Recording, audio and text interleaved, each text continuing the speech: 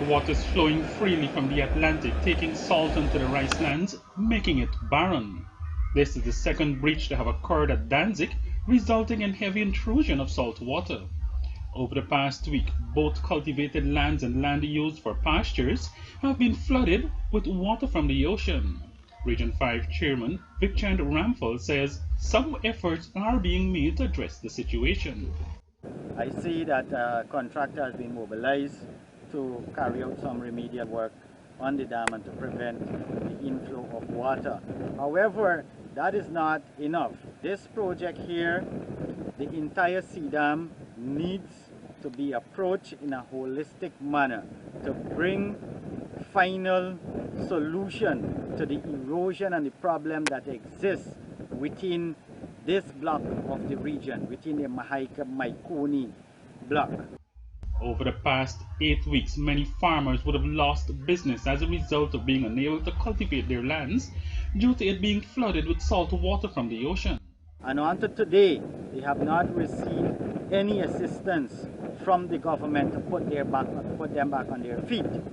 And so it is of my belief that because of the current political situation, our farmers continue to suffer and this project continues to be placed on the back burner.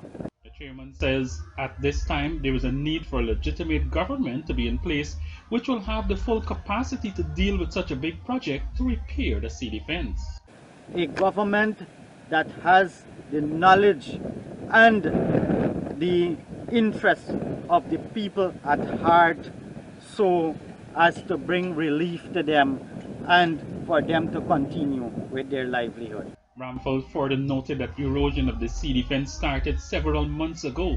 However, the most recent breach occurred about 2 weeks ago and has caused flooding to the western half of Dantzig. I understand also that there is 2 other breaches along this stretch going to the Mahaika River area.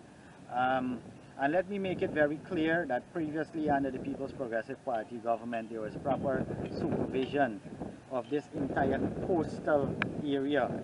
But what we have seen now, very little interest was paid to this situation and there weren't any proper monitoring. The main breach in the Dantzig area has not been sealed as yet. In fact, according to Ramphel, it has gotten worse, and works done by the contractors have not made much of a difference to stop the ocean's water from entering farmlands.